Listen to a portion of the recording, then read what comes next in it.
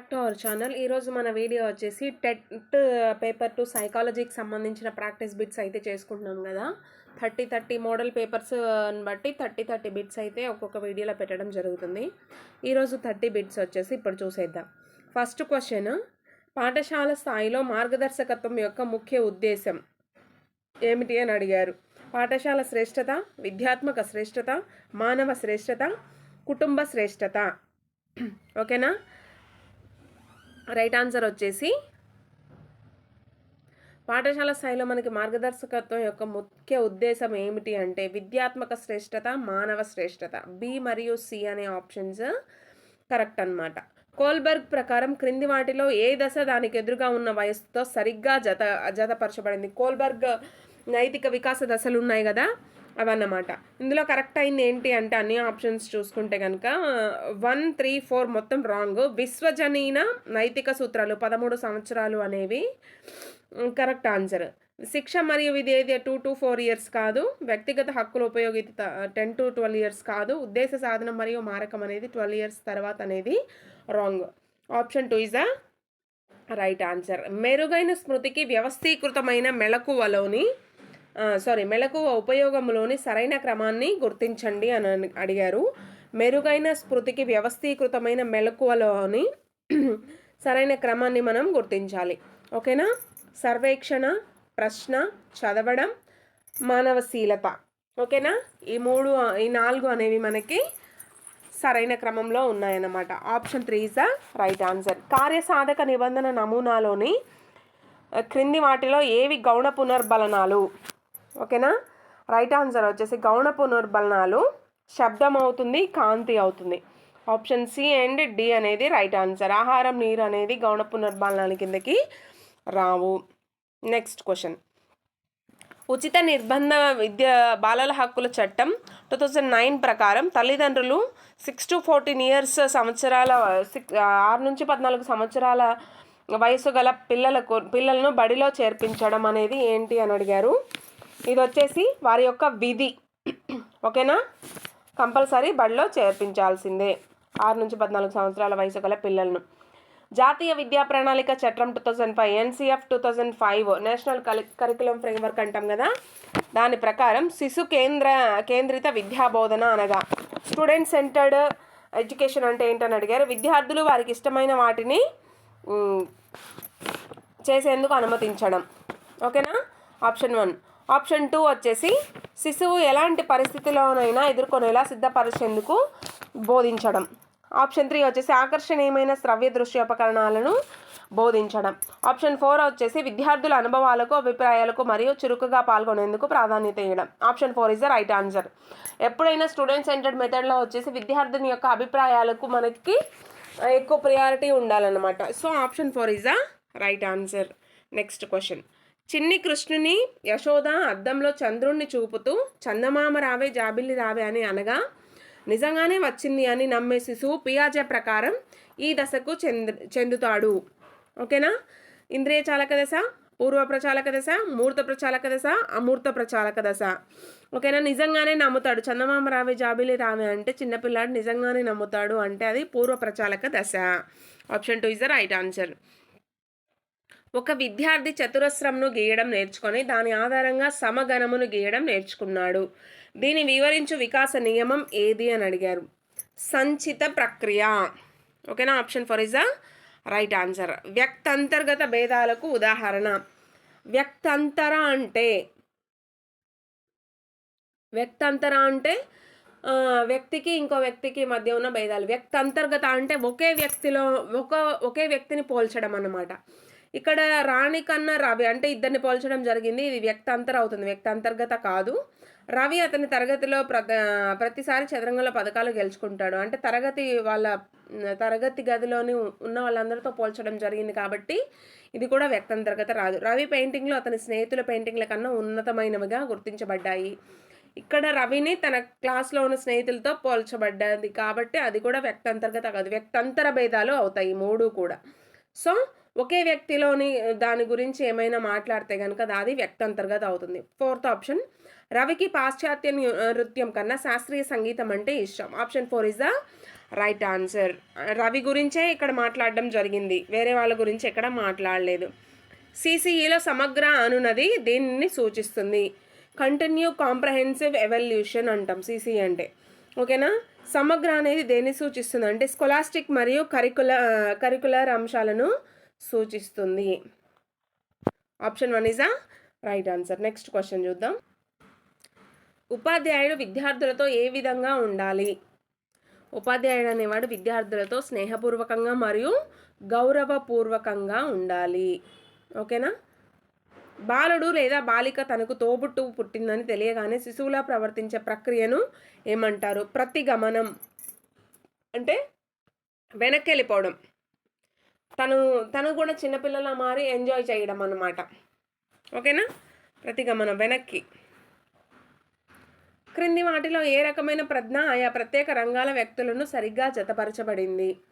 ఓకేనా. శస్త్రవైద్యులు శరీరలాఘవ ప్రజ్ఞను కలిగి ఉంటారు. ఇది రైట్ ఆన్సర్ అన్నమాట. మానసిక వ్యాధికి లోనైన వ్యక్తిని గురించి తెలుసుకునే మనోవిజ్ఞాన విభాగం ఏమిటి అని అడిగారు. మానసిక వ్యాధికి లోనైన వారి గురించి తెలుసుకునే మనోవిజ్ఞాన విభాగం ఏది అంటే అపసామాన్య మనోవిజ్ఞానం. ఓకేనా. అపసామాన్య మనోవిజ్ఞానం. మూర్తిమత్వ లక్షణం కానిది ఏది అని అడిగారు.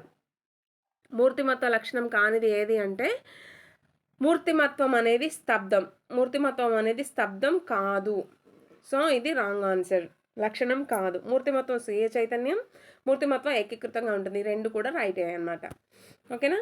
నెక్స్ట్ కన్నా చూసుకుంటే రవి అనే విద్యార్థి మందబుద్ధిగా ప్రవర్తించడానికి కారణం ఏ గ్రంథి స్రావలోపంగా చెప్పవచ్చు? థైరాయిడ్ గ్రంథి అనేది థైరాయిడ్ గ్రంథి లోపం వల్ల మందబుద్ధిగా ప్రవర్తిస్తున్నాడు రవి అనే విద్యార్థి. ఓకేనా. సంచిత నిర్ధారణ మాపనులు వీరికి సంబంధించినవి. అవి వచ్చేసి మనకి గట్మన్కి సంబంధించినవి. Option 1 is the right answer. Teaching aptitude test ఉద్దేశం ఏమిటి అని అడిగారు. ఓకేనా. వ్యక్తిలోని బోధన సహజ సామర్థ్యాన్ని గుర్తించడానికి టీచింగ్ యాప్టిట్యూడ్ టెస్ట్ అనేది ఉద్దేశించబడినది, అంటే తయారు చేయబడింది అని అర్థం. విద్యార్థులలో ఉద్వేగ వికాసానికి ఉపాధ్యాయుడు సాహిత్య, సాంస్కృతిక, సాంఘిక కార్యక్రమాలు మరియు క్షేత్ర పర్యటనలు నిర్వహించాలి. విద్యార్థుల్లో ఉద్వేగ వికాసం పెరగాలి అంటే ఉపాధ్యాయుడు ఏం చేయాలంటే సాహిత్య, సాంస్కృతిక, సాంఘిక కార్యక్రమాలు మరియు క్షేత్ర పర్యటనలు అనేటివి నిర్వహించవలసి ఉంటుంది. సోమరి వయస్సు అని దేనిని అంటారు? ఓకేనా. ఉత్తర బాల్య దశని సోమరి వయస్సు అంటారు. అర్థమవుతుందా? నెక్స్ట్ క్వశ్చన్ చూసుకుంటే అంతర్దృష్టి ద్వారా అభ్యసనం దీనిపై ఆధారపడుతుంది. దేనిపై ఆధారపడుతుందంటే గత అనుభవం మీద, ప్రజ్ఞ మీద, తొలి ప్రయత్నాల మీద. సో పైవన్నిటి మీద కూడా అంతర్దృష్టి ద్వారా అభ్యసనం అనేది ఆధారపడుతుంది. హావిగ్ హారెస్ట్ ప్రకారం వృత్తిని ఎంచుకొని లక్ష్యమును చేరుకొనుటకు సంసిద్ధమవడం అనే వికాస కృత్యాన్ని, ఉద్వేగాల తీవ్రత ఎక్కువగా ఉండి మార్గదర్శకత్వలేమి అనే ఆటంకంను శిశువు ఎదుర్కొనే వికాస దశ ఏది అని అడిగారు. ఆన్సర్ వచ్చేసి 3వ వయోస్థాయి దశ. Option 3 is the right answer. Next కనుక చూసుకున్నట్లయితే